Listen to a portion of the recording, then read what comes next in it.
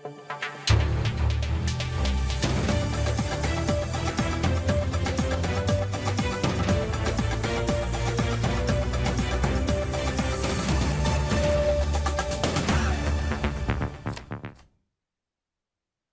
দর্শক, স্বাগত জানাচ্ছি আজকের সম্পাদকীয়তে। আমি নাজমুস সালেহী। নির্বাচনী ক্ষণ গণনার শেষ পর্যায়ে এখন ভোটারদের সিদ্ধান্ত গ্রহণের পালা। কাকে ভোট দেবেন তারা, দলগুলোর দেয়া প্রতিশ্রুতি, পুরো মৌসুমে নির্বাচনী ভাষ্য, আচরণবিধি লঙ্ঘন, দলগুলোর পারস্পরিক দোষারোপ সহ চুলচেরা বিশ্লেষণ চলছে ভোটারদের আড্ডায়। নির্বাচনী পরীক্ষায় ভোটাররা এখন পরীক্ষকের ভূমিকায়, আর প্রার্থীরা পরীক্ষায়। শেষ মুহূর্তের রাজনীতি নিয়ে আমাদের সম্পাদকীয় নির্বাচন শেষ বেলার খেলা। আর এসব নিয়ে কথা বলতে আমাদের স্টুডিওতে আছেন মোস্তফা কামাল, সাংবাদিক ও লেখক, এবং গোলাম মাওলা রনি, রাজনৈতিক বিশ্লেষক। দর্শক, আপনারাও এই আলোচনায় অংশ নিতে পারেন। এই জন্য আপনাদের ফোন করতে হবে টেলিভিশনে দেখানো নম্বরে, এছাড়াও ফেসবুকের মাধ্যমে জানাতে পারেন আপনাদের মূল্যবান মতামত। তবে আলোচনা শুরু করার আগে জানিয়ে দেব আজকের প্রধান প্রধান শিরোনামগুলো। নির্বাচনে ধানের শীষের ভূমিধস বিজয়ের আশা মির্জা ফখরুলের। জাল ভোট ও টাকা ছড়ানোর চেষ্টায় একটি দল, অভিযোগ বিএনপির। ইসিকে ব্যবস্থা নেওয়ার আহ্বান। বিভিন্ন জায়গায় জামাত এজেন্টদের হুমকি ধুমকির অভিযোগ। একটি দলকে সন্ত্রাস করার সুযোগ দিতে বডি ওয়ার্ন ক্যামেরা নিয়ে বৈষম্য করছে কিনা প্রশ্ন নেতাদের।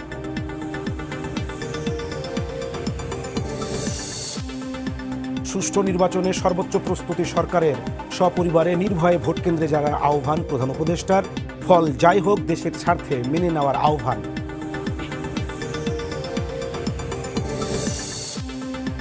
দুর্গম এলাকায় পাঠানো হলো ভোটের সরঞ্জাম। বুধবার যাবে সারা দেশে। সতর্ক আইন শৃঙ্খলা বাহিনী। অপ্রীতিকর ঘটনার আশঙ্কা নেই, জানালেন স্বরাষ্ট্র উপদেষ্টা।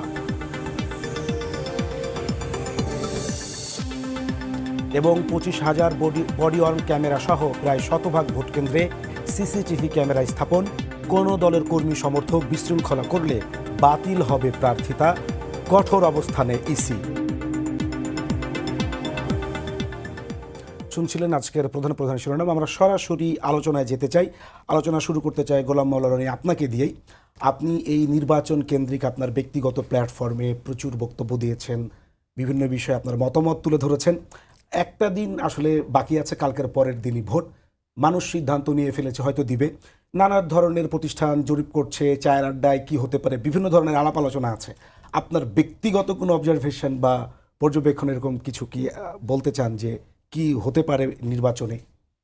প্রথমত গত 17টি মাস ধরে ডক্টর মোহাম্মদ ইউনূস এবং তার যারা উপদেষ্টা ছিলেন তাদেরকে আমি সমালোচনা করেছি।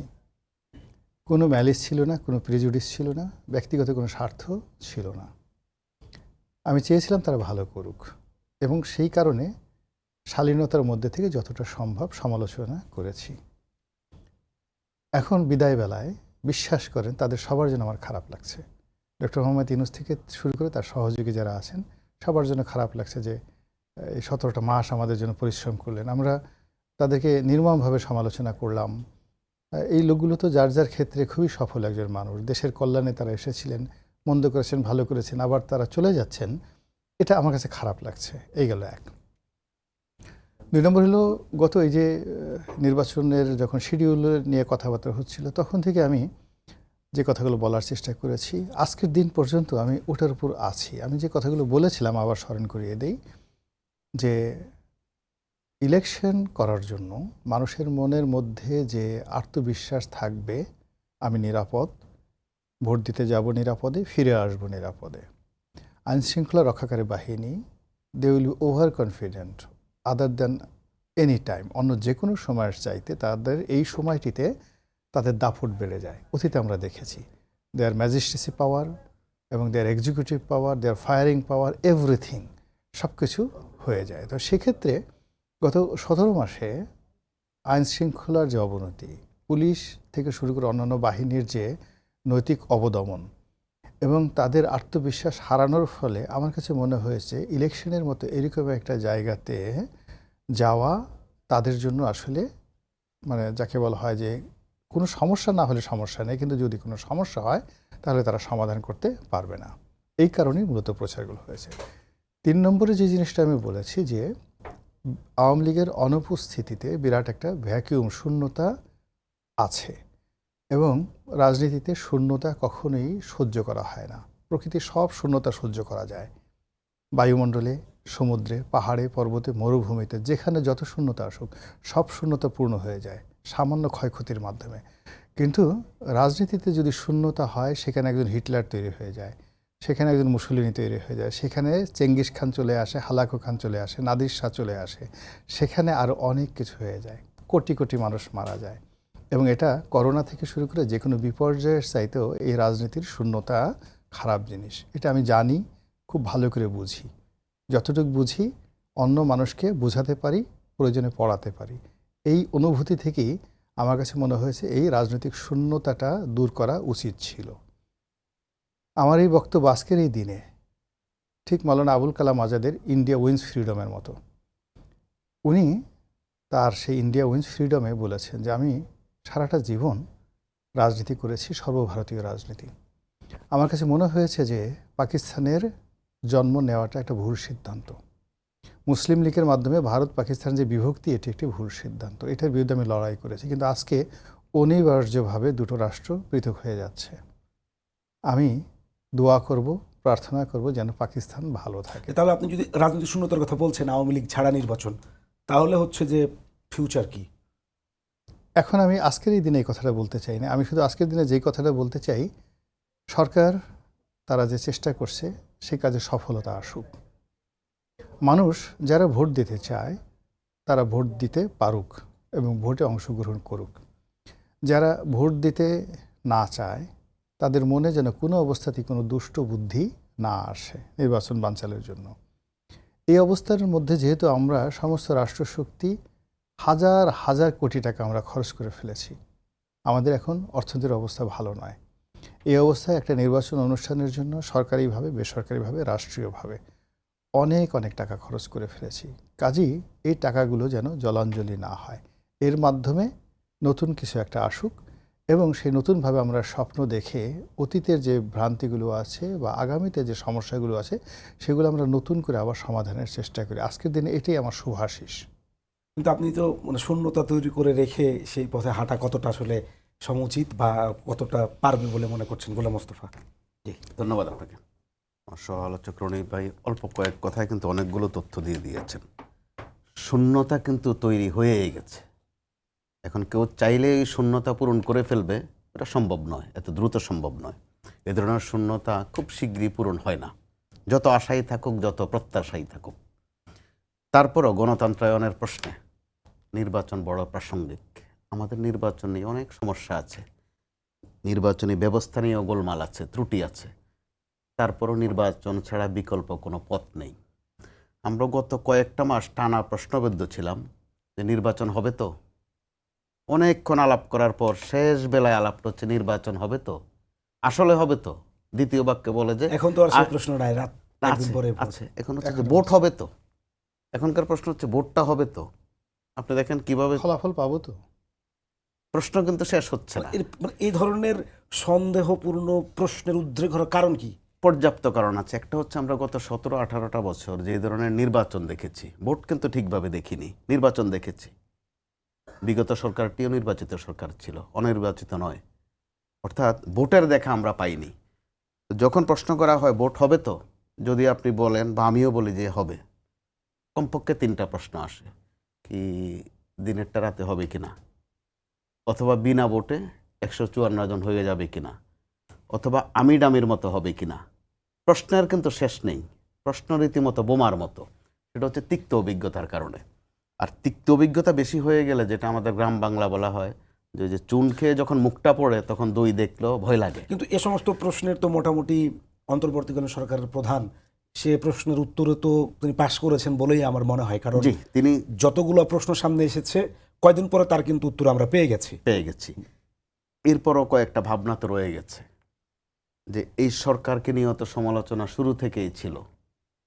সমালোচনাগুলোর কিন্তু ফয়সালা হয়নি। ধরেন যে প্রশ্নগুলো ভোটের মাঠে, এই প্রশ্নগুলো আমার মনে হয় যে সব ভোটের সময়ই এই প্রশ্নগুলো মোটামুটি ভাবে এবার একটু ব্যতিক্রম আছে। এই কারণে যেমন বলি, আজকে যেমন একটা ছোট্ট সুসংবাদ আছে যেটা নিয়ে আজ বিকাল পর্যন্ত কিন্তু মানুষ কানাঘুষা করেছে। সেটা হচ্ছে আমাদের যারা এমপি হবেন আগামী সংসদে অথবা হবেন না, তাদের একটা হলফনামা দিতে হয়, সম্পত্তি কি আছে না আছে। ওটাতে আমরা দেখলাম যে একটা পুরনো তামাশাই। তো ওই তামাশার আবার জবাব নিজেরাই তারা বের করে নেয়, যে যেখানে ডক্টর ইউনূস সরকারের প্রধান প্রফেসর ডক্টর ইউনূস থেকে শুরু করে বাকি উপদেষ্টারা তারা তাদের সম্পত্তির হিসাব দিবেন বলে বলেছিলেন, দেননি তো। আজকে কিন্তু ওই প্রশ্নটারও একটা ফয়সালা হয়েছে, তারা একটা হিসাব দিয়েছেন। তো তারা হিসাবটা কার কাছে দিয়েছেন? পাবলিক করে দিয়েছে, পাবলিশ করে দিয়েছেন, এটা ভালো লক্ষণ। আবার আমাদের যেই প্রার্থীরা হিসাবটা দিয়েছেন সেটা কার কাছে দিয়েছেন? কমিশনে জমা দেওয়ার পরে তো সেটা পাবলিক হয়ে গেছে, সরকারের কাছে। তো আমাদের ব্যবস্থাটা কীরকম? তারা ওই হিসাবটা, নির্বাচন কমিশনের দায়িত্ব শুধু হিসাবটা গ্রহণ করা বা কবুল করা। এটা কতটুকু সত্য, কতটুকু মিথ্যা, কতটুকু বাস্তব, তিনি যে তার শ্বশুর বাড়ির থেকে এত সম্পদ পেয়েছেন, তার বউ যে এত ধনী, এইটা কিন্তু প্রশ্ন তারা করতে পারেন না বা করেন না, বা করতে আমরা দেখিনি। আমরা নতুন বন্দোবস্ত বলছি, এবার অন্তত একটা সূচনা হতে পারতো যে এই আমলনামা হিসাবে নেওয়া, সেটাকে হলফনামাটাকে মোটামুটি একটা আমলনামা হিসাবে নেওয়া, কিন্তু সেটা হলো না। তারপর সেটাকে তদন্ত করে আসলে জানানো, সেক্ষেত্রে নির্বাচন তো অনেক মানে আরো দেরি হতো সামনে, হয়তো না, নির্বাচনে সেটা ম্যাটার করতো না, নির্বাচন কমিশনের সেটা করতে হবে, নট দ্যাট। সরকারের দুদক সহ অনেক সংস্থা আছে, তাদেরকে দিয়ে দেয়া যেত, এনবিআর আছে, দিয়ে দেয়া যেত, চাইলে পারত, ডিবিএসবি আছে, এবং মানুষ সেটাতে সাধুবাদ জানাতো। যেমন আজকে উপদেষ্টাদের সম্পত্তির হিসাব দেয়াতে মানুষ কিন্তু একটু হলেও নতুনত্ব পেয়েছে, একটু নতুন খবর কিন্তু সেটা এই নির্বাচনের মাঠে। তো যখন সরকারের দিক থেকে সর্বোচ্চ সতর্কতার কথা বলা হচ্ছে, অভয় দেয়া হচ্ছে, বিপরীতে যে বড় দুটি রাজনৈতিক দল এখন মাঠে আছে, আওয়ামী লীগ ছাড়া, দুটো দলের মধ্যে বলা হচ্ছে দ্বন্দ্ব আছে, শব্দবোমা তারা ছড়ে যাচ্ছে, তাই ভাষায় সম্বোধন করে। এর ভিতরেও আমি খেয়াল করে দেখি যে একটা ব্যাপক ঐকমত্য আছে তাদের। ঐকমত্যটা হচ্ছে অভিযোগ করার বিষয়ে, দুজনকে অভিযোগ করেই যাচ্ছে, এই বিষয়ে চমৎকার মিল, ঐকমত্য আছে। এক পক্ষ যদি সকালে নির্বাচন কমিশনে যায়, আরেক পক্ষ দুপুর গড়াতে দেয় না, চলে যায় ওখানে। আবার অভিযোগগুলো কিন্তু অত্যন্ত কমন। তারাও বলে যে জালিয়াতি হতে পারে, তারা হয়তো এবার ইংরেজি দিয়ে বলে যে ইঞ্জিনিয়ারিং হতে পারে, তারা আবার বলে হ্যাঁ নানান ইংরেজি বাংলা শব্দ দিয়ে বোঝানোর চেষ্টা করে। তো তারপরও, কারণ আমাদের এই দীর্ঘ তিক্ত অভিজ্ঞতার কারণে আমরা এই মন্দের মধ্যেও একটু ভালো খবর খুঁজে বের করি। তো ভালো খবরটুকু এতটুকু, আজকের এই দিন পর্যন্ত মনে হচ্ছে দু দলের মধ্যে যে একটা উইন উইন ভাব আছে, জিতবে বলে একটা ভাব আছে, এটাও ভালো লক্ষণ। কারণ যে জিতবে মনে করে সে কোনো গন্ডগোল হতে দিবে না, কারণ গন্ডগোল হলে তারে ক্ষতি হবে। জি, বুঝতে পারছি। রনি ভাই, আপনি এরকমই মনে করেন যে দুই দলের মধ্যে উইন উইন সিচুয়েশন মাঠে? আমি একটু দ্বিমত করি, মানে অর্ধেকটা রাজি। এর কারণ হলো দুটো দলের মধ্যে, বিএনপি এবং জামাতের মধ্যে গত 50 বছরের যদি ইতিহাস আমরা পর্যালোচনা করি, আমাদের অনেক প্রশ্ন আছে আপনার কাছে, একটু খুব তাড়াতাড়ি বলবো। জি। তো আমরা গত 50 বছরের যদি ইতিহাস পর্যালোচনা করি, আমরা প্রথমেই দেখব যে আমরা বিএনপিকে মূল্যায়ন করেছি বটবৃক্ষ রূপে, আর জামাতকে মনে করেছি পরগাছা, যে বিএনপির উপর বেড়ে ওঠা একটা পরগাছা। এই প্রথম জামাতও বটবৃক্ষ, আর যাতে বলা হয় বিএনপি বটবৃক্ষ। এতে সমস্যা হয়ে গেছে যে জামাত নিজেদেরকে মনে করছে আমরা শুধু বটবৃক্ষ নয়, আমাদের যে শরীর স্বাস্থ্য সব কিছু হালাল। বিএনপির মতো ওই বিএনপির বটবৃক্ষের মধ্যে অনেক গর্ত আছে, অনেক হারাম জিনিস আছে, আর আমরা সব হালাল, আমরা সব আল্লাহর ওলির দল।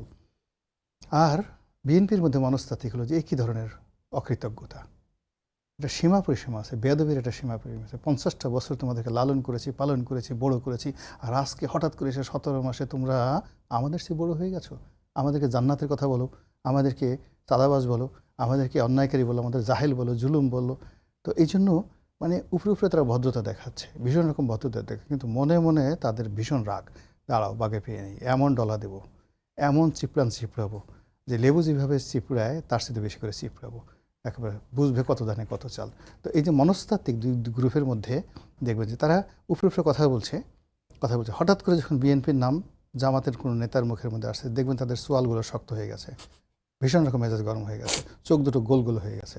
আবার যখন ধরেন বিএনপির যারা বড় নেতা আছে, তারা যখনই জামাতের কথা বলছে, কিছুক্ষণ আগে হয়তো তাদের কাছে যদি হঠাৎ করে দেখলেন যে এটা তরুণ, ভীষণ রকম তরুণ, দীর্ঘদিনের প্রেয়সী, তার বিয়ের কথা যখন বলা হয়, ওর মধ্যে যেমন একটা হাসে, তো ওইরকম ধরেন বিএনপির কোনো নেতা হাসছে, ওই হাসির সময় যদি হঠাৎ করে তার কাছে যদি বলেন জামাত শিবির, ওর মেজাজটা গরম হয়ে যাবে, মনে হবে যে এখনই আজরাইল আসছে সামনে। ফলে এই যে মনস্তাত্ত্বিক যে দূরত্বটা, এই দূরত্বটার একটা নেতিবাচক প্রতিক্রিয়া আছে যে দলই ক্ষমতা আসুক না কেন। বিএনপি আসুক বা জামাত আসুক, প্রতিপক্ষ অতীতের যে কোনো সময়ের চাইতে নির্যাতিত হবে এবং এখানে একচুল ছাড় দেওয়া হবে না, এই আতঙ্ক আমাকে তাড়া করছে। এর কারণ হলো যে দুর্বলের অত্যাচার সবসময় খুব মারাত্মক হয় এবং যে দুর্বল, যখন তার হাতে আপনি দেখেন AK-47 দিয়ে দিবেন, তলোয়ার দিয়ে দিবেন, ও আশেপাশে সব লোকে মেরে ফেলবে। এটা শিশুর হাতে 5 আগস্টের পরে তো একটা যে রাজনৈতিক শূন্যতা বলেন আর যাই বলেন, তারা কি সেই সমস্ত কার্যক্রমের মধ্যে একে অপরে তো বড় ধরনের কোনো সংঘর্ষ তো আমরা দেখি নাই। সংঘর্ষ করবে, পাওয়ার তো দুইজনেরই হাতে। সংঘর্ষ করার জন্য তো শক্তি থাকা লাগবে। একটা ধরুন, একটা মানুষ 1 সপ্তাহ আইসিইউতে ছিল, জ্ঞান ঠ্যান কিছুই ছিল না। হঠাৎ করে আপনি তাকে রাস্তায় তলোয়ার দিয়ে নামাই দিলেন, দৌড় দাও, ম্যারাথন দৌড় দাও, বা ঘোড়ার পিঠে বসাই দিলেন, সে কী করবে? 15টা বছর আওয়ামী লীগের নির্যাতনে এদের সবার হাড্ডিগুড্ডি সব এলোমেলো হয়ে গেছে, চিন্তা চেতনা, পুলিশের ভয়ে। আপনি ওই যে দেখেন নাই বিএনপি অফিসের সামনে 2টো ঘটনা, রুহুল কবির রিজভী সব 2-3 জন লোক দাঁড়ানো আছে, হঠাৎ করে পুলিশের এক কর্মকর্তা এসে একজনকে ধরে নিয়ে যেতে চাচ্ছে, আর একজন সে মানে বারবার লাফাই লাফাই বিএনপির অফিসে যাচ্ছে। এবং বিএনপির অফিসে 10-12 জন নয়, 3-4 জন মহিলা ওই বিএনপির অফিসে মিছিল করতো, আর রিজভী সাহেব চাদর মুড়ি দিয়ে মাঝে মধ্যে গিয়ে মিরপুরে গিয়ে মিছিল করতো। এই হলো বেসিক্যালি তাদের শক্তি। আর জামাতের লোকগুলো ছিল আরও খারাপ অবস্থা। এখন এই গত 17 মাসে তারা এক একজনের জুলিয়াস সিজার হয়ে গেছেন, এক একজনের নেপোলিয়ন বোনাপার্ট হয়ে গেছেন, এবং তাদের পিছনের দিকে তাকালে মনে হয় Nader Shah. Not like that. এই মানুষগুলো হঠাৎ করে এখন যদি ক্ষমতায় বসার পরেই তাদের খালি বারবার দুর্বল শরীরে সবসময় করে কি দুষ্ট কথা মনে হয়। উভয়ের ক্ষেত্রে একই রকম হয়। উভয়ের ক্ষেত্রে যারাই ক্ষমতা আসবে তারা অত্যাচার করবে। মানুষ এবার ভোট দেওয়ার ক্ষেত্রে কোন বিষয়গুলো সব থেকে বেশি প্রাধান্য দিতে পারে বলে আপনার পর্যবেক্ষণ কি? আমার কাছে এখন পর্যন্ত যেটা মনে হচ্ছে, মানুষ ভোট দেওয়ার ক্ষেত্রে এখনো মানুষ খোলামেলা কোনো কথা বলেনি, কোনো মানুষ খোলামেলা কথা বলেনি। তারা ভয়ে অনেক কথা বলেছে, যাব, দেখি, কি করি। মানে কোনো একটা মানুষ এখানে পুরো জাতির মধ্যেই কেমন একটা রাগ ঢাক রয়েছে। বিবেচনা কি থাকতে হবে মানুষের ভোট দেওয়ার ক্ষেত্রে? এখানে বিবেচনার ক্ষেত্রে সবার আগে চিন্তা করবে গত 17 মাসে আমার কাছ থেকে কারা কারা বেশি চাঁদা নিয়েছে, কারা কারা তাফালিং করেছে, কারা কারা আওয়ামী লীগের চেয়ে খারাপ আচরণ করেছে। এটা তাদের প্রথম বিবেচনায় আসবে। এইবারের ভোটে সবচেয়ে বড় ন্যারেটিভ চাঁদা, জুলুম, অত্যাচার, মাস্তানি, গুন্ডামি গত 17 মাসের। মোস্তফা ভাই, ভোটারদের ভোট দেওয়ার ক্ষেত্রে কোন বিষয়গুলো এবার যে দলকে হোক যদি টানে যে আমি তো ভোটটা দিতে যাব, যেহেতু বড় দুটো দল, তা আমাকে দিলে তো যে কোনো একজনকেই দিতে হবে, মানে বিবেচনায় কি থাকবে মানুষের? বিবেচনায় দুটো দল সামনে আনার চেষ্টা করেছে, নারীকে এবং ধর্মকে বিশেষভাবে চেষ্টা করেছে। এখন এই দুই দল যেভাবে পেরেছে করেছে, যে কে বেশি নারী দরদি, কে বেশি ধার্মিক, এই প্রতিযোগিতা চলেছে বা এখনো চলছে। তো সেটা বাংলাদেশের রাজনীতিতে সম্ভবত অনিবার্য অনেকটা, বিশেষ করে ধর্মের অংশটুকু। এই গেল একদিক। দ্বিতীয় একটা দিক, আমরা কিন্তু দুটা দিক আছে, আমরা আলোচনায়ও আনছি না। বলা হচ্ছে আওয়ামী লীগ নিষিদ্ধ বা তাদের কার্যক্রম স্থগিত, কিন্তু তাদের ভোটাররা কিন্তু আছে। আমরা ওগুলো কিন্তু আমলে আনছি না, যে ওই ভোটগুলো কোন দিকে যাবে অনেকটা নির্ভর করবে সেখানে, অস্বীকার করার কোনো সুযোগ নেই। আবার দল দুটি কিন্তু উপরে অনেক কথা বলল, আওয়ামী লীগের ভোটগুলো স্বীকার করার যত ধরনের কৌশল আছে সবই নিচ্ছে। এই গেল একটা দিক। দ্বিতীয় দিক হচ্ছে যে আমি যে ভোট দেবো, এটা তো একটা কাজ মাত্র। ভাই আপনি তো ভোট যে নেবেন, একটু শেষ করে ফেলি। আপনি ভোট নেবেন কিনা, আমারটা নিয়েছেন, গ্যাদার করেছেন কিনা, একসাথে করেছেন কিনা, ভোটগুলো গুনেছেন কিনা, গুনে থাকলে ফলাফলটা একুরেটলি প্রচার করেছেন কিনা। এখানে কিন্তু 3-4টা পর্ব আছে, যে কারণে ইঞ্জিনিয়ারিং এর কথাটা কিন্তু বারবার আসছে। তারা মিন করছেন যে ভোটে ইঞ্জিনিয়ারিং হতে পারে, কারণ এর আগে ফলাফল উল্টিয়ে দেওয়া বা যা আছে তার থেকে ব্যতিক্রম করে প্রচার করা এখন কি ওই সুযোগ আছে? দুই দল ওই আশঙ্কা করছে, কিন্তু আবার কনফিডেন্সও জানাচ্ছে যে আশা করছি এরকম সরকারের পক্ষ থেকে বলা হচ্ছে, এখন সরকারের দিক থেকেও সতর্ক করা হচ্ছে। আবার বলছে লাঠি নিয়ে কিন্তু থাকবেন, লাঠি নিয়ে থাকার বিষয়ও কিন্তু সেটা তো রাজনৈতিক বৈষম্য। দুই দল না, লাঠি লাঠি আবার সংগ্রহ করেছে অনেকে। লাঠিটা কিন্তু ভয়ের শব্দ, লাঠিটা ভয়ের শব্দ। তো এরকম একটা অবস্থা, ওখানে ঐকমত্য, লাঠির বিষয়ে সতর্ক থাকার বিষয়ে ঐকমত্য আছে। তো আমরা যদি সেটাকে সতর্কতার অংশ হিসাবে নেই তাহলে মন্দ না। এর ফাঁকে আজকে কিন্তু পুলিশের প্রধান আইজিপি একটা চমৎকার কথা বলেছেন, তার বাহিনীর জন্য খুব দামি কথা, যে পুলিশের জন্য এই নির্বাচন একটা চমৎকার সুযোগ, নিজেরা যে আমরা ঘুরে দাঁড়িয়েছি সেটার একটা সুযোগ হিসাবে নেওয়া। খুব কাজের কথা বলেছেন, কিন্তু তার জায়গা থেকে তিনি একটা উপলব্ধি থেকেই বলেছেন কারণ গোপন রাখার কোনো সুযোগ নেই। পুলিশের কি গুরুতর অবস্থা, মাজাভাঙ্গা যেটাকে বলে। তো ওই অবস্থা থেকে ঘুরে দাঁড়ানোরও কিন্তু লক্ষ্যে যেতে হলে কিছু উপলক্ষ লাগে। নির্বাচনটা কিন্তু একটা উপলক্ষ। আইন শৃঙ্খলা বাহিনীর যে তৎপরতা আমরা দেখছি, গণমাধ্যমে এক ধরনের তথ্য পাচ্ছি, আবার সাধারণ নাগরিক হিসাবে রাস্তাঘাটেও দেখছি। শুধু পুলিশ কেন, আনসারের তৎপরতাও কিন্তু ব্যাপক। সেনাবাহিনী তো ম্যাজিস্ট্রেসি নিয়ে আছেই। তাহলে তো মানুষের তো মানে আশ্বস্ত হওয়ার কথা। এখানে আশ্বস্ততার মধ্যে একটা গোলমাল আছে। আপনি মনে করে দেখুন, আপনি বোধহয় শিরোনাম দেখেছেন যে ব্যাপক নিরাপত্তায় ঈদের নামাজ সম্পন্ন। এটা শুনতে কে দ্বিতীয়বার পড়ে দেখেন তো এটা কি বললাম আমি। শিরোনাম তো চমৎকার, ব্যাপক অথবা কঠোর নিরাপত্তায় পবিত্র ঈদের নামাজ সম্পন্ন। সেই সতর্কতা তো সবসময়ই যে থাকবে, সেটা তো থাকা সেটা উচিত। সতর্কতা না, সেটা ভয়ের বিষয়। তো যে বয়ানগুলো আসছে বিভিন্ন জায়গা থেকে, সতর্ক থাকার জন্য আপনি বয়ান দিচ্ছেন, সাবধান থাকতে বলছেন, এগুলোর মধ্যে কিন্তু একটু একটু একটু করে ভয় আছে। কারণ এখনকার প্রতিটা মিনিটকে আপনি প্রতিটা মাস ধরতে পারেন। প্রতিটা মানে ভোট তো যে কোনো সময় যে কোনো ধরনের ঘটনা ঘটতে পারে। তো এই আমরা জন্য তো চাইবো যে সরকারকে না তো ঘটে।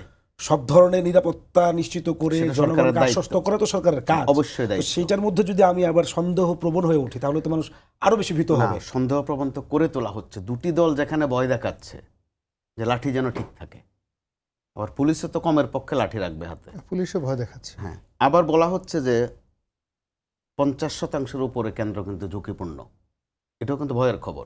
তো আবার সবসময় থাকে। এই তথ্য গোপন না রাখাই ভালো। আর নির্বাচন কমিশনে অথবা নির্বাচনের যে আমি কয়েকটা নির্বাচন কভার করেছি, রনিবে আরও ভালো জানবেন, ঝুঁকিপূর্ণ কেন্দ্র আর ঝুঁকিমুক্ত কেন্দ্র দুটোর মধ্যে আইন শৃঙ্খলা বাহিনীর মোতায়েনের সংখ্যায় খুব একটা হেরফের হয় না।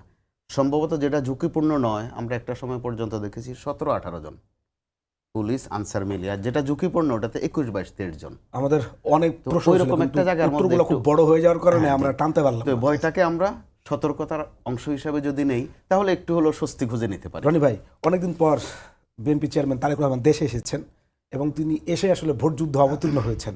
তিনি নিজেকে জনগণের কাছে কতটা মেলে ধরতে পারলেন বা উপস্থাপন করতে পারলেন যে ব্যক্তি তারেক রহমান ভোটারদেরকে কতটা জয় করতে পারলেন?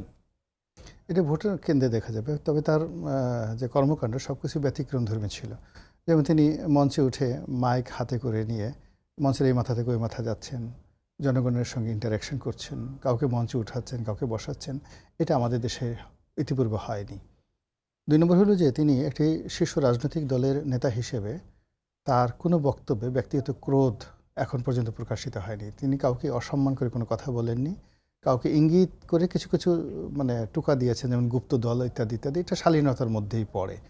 তো সেই ক্ষেত্রে তিনি যে একটা ব্যতিক্রম কিছু করার চেষ্টা করেছেন, এটা যদি জনগণ রেসপেক্ট করে, হয়তো তার এই কাজগুলো অন্যান্যরা অনুসরণ করবেন এবং তিনি সেই যাকে বলা হয় ভবিষ্যতে আরও ভালো ভালো করতে উদ্যোগী হবেন। তাহলে একই প্রশ্ন যদি ডাক্তার শফিকুর রহমানের ক্ষেত্রে করে আরেকটা দলের শীর্ষ নেতা, তিনি তো প্রচার প্রচারণায় ছিলেন, তার ব্যক্তিগত ইমেজ মানে ব্যক্তিগত কন্ট্রাক্ট, তার বক্তব্য সবকিছু মিলে তিনি আসলে কতটা পৌঁছতে পারলেন? না, তিনিও অতীতে যে কোনো সময় সে ভালো করেছেন। মূল ব্যাপারটা হলো সময় তো খুব সংক্ষিপ্ত। আমরা তারেক রহমান সাহেবের আগে পর্যন্ত তারেক রহমান সাহেব আসার কারণে, সঙ্গতির কারণে, যেহেতু তার বড় দল তারেক রহমান সাহেবকে মানে 35% লোকের দৃষ্টি, 35% লোকের 35% মানে 6 কোটি লোক, 6 কোটি লোকের 12 কোটি চোখ। 12 কোটি চোখ তো এক সময় মানে পুরোটাই এখন তারেক রহমানকে দেখছে। কিন্তু উনি না আসার আগে তারাকে তো আকার ইঙ্গিতে চোখ টিপ মেরে 6 কোটি চোখ ডক্টর শফিককে দেখতেন। ফলে গত 17 মাসে ডক্টর শফিক ছিলেন বাংলাদেশে আমিরুল মোমেনিন, মুসলমানদের নেতা। তো ওই জায়গাটাতে তারেক রহমান সাহেব আসার পরে একটু গুরুত্ব কমে গেছে, এই যা। কিছু ভদ্রলোক বয়স্ক মানুষ এর মধ্যে স্ট্রোক করেছেন, স্ট্রোক করে অনেকদিন হাসপাতালে ছিলেন, অসুস্থ শরীর। তো বিরূপ পরিস্থিতিতে তিনিও তো ভদ্রতার সীমা অতিক্রম করেনি। বরং অধিকাংশ যেটা হয় কি, আমাদের দেশের লোক তো ভীষণ রকম বদমাশ, নিজেরা যেরকম অন্যরা সেরকম মনে করে। এই বয়স্ক মানুষ তাকে নিয়ে যে যার মতো করে নির্দয় নির্মমভাবে তাকে সমালোচনা করেছে। তার প্রতিটা কর্মকাণ্ডের সঙ্গে বিকৃতি, নিজেদের যে চিন্তা চেতনার যে বিকৃতি, সেটা মানে জুড়ে দিয়েছে। এবং শিশুদের সঙ্গে তার ব্যবহার, নারীদের সঙ্গে তার ব্যবহার, যেমন একটা অনুষ্ঠান আমার নিজের কাছে ব্যক্তিগতভাবে খারাপ লেগেছে, যে সন্তান, যে মা সন্তান হারায়, সে পাগল হয়ে যায়, তার কোনো বোধ থাকে না। তো এরকম জুলাই আগস্টের এক মা শহীদ হয়েছেন, তার সন্তান, সেই মা আমিরে জামাতকে দেখে সে তাকে জড়িয়ে ধরেছে। ফেনীর ঘটনা, হ্যাঁ, সে তাকে জড়িয়ে ধরেছে।